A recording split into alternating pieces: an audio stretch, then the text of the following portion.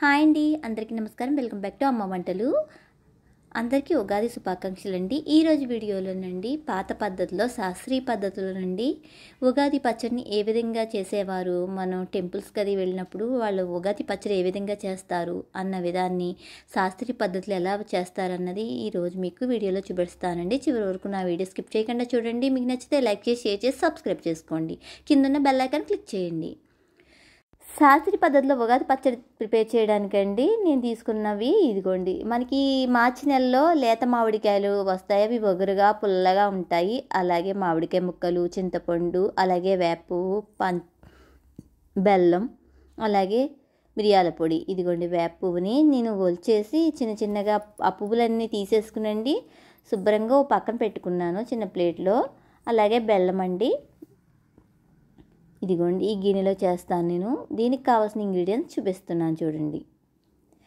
నేను కొత్త చింతపండు అండి, అంటే అన్నీ కూడా ఇప్పుడు ఈ మార్చిలోనండి మామిడికాయలు వస్తాయి. అలాగే కొత్త చింతపండు వస్తుంది, అలాగే వేపు, అలాగే కళ్ళుప్పు. ఇందులో శాస్త్రీయ పద్ధతిలో కాబట్టి కళ్ళుప్పు వేస్తున్నామండి.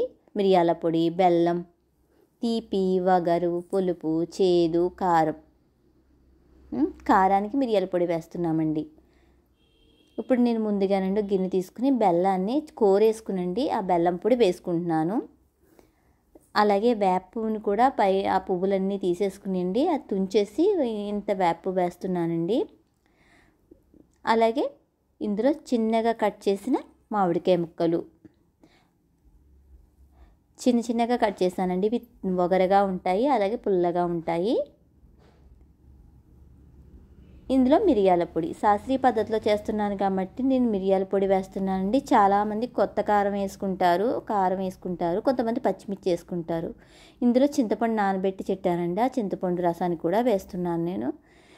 అలాగే తగినంత సాల్ట్ కూడా వేసుకోవాలి. సాల్ట్ అంటే నేను కళ్ళుప్పు వేస్తానండి,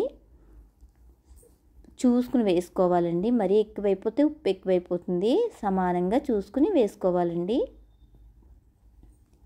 వేసుకుని ఇందులో బెల్లం, తీపి, వగరు, చేదు, పులప అన్నీ సరిపడగా చూసుకుని వేసుకోండి. ఇదేనండి పాత రోజుల్లో శాస్త్రీయ పద్ధతిలో ఉగాది పచ్చడిని ఇలా ప్రిపేర్ చేశారు. మీరు కూడా ట్రై చేయండి. నా వీడియో నచ్చితే ఒక లైక్ చేసి, షేర్ చేసి, సబ్స్క్రైబ్ చేసుకోండి.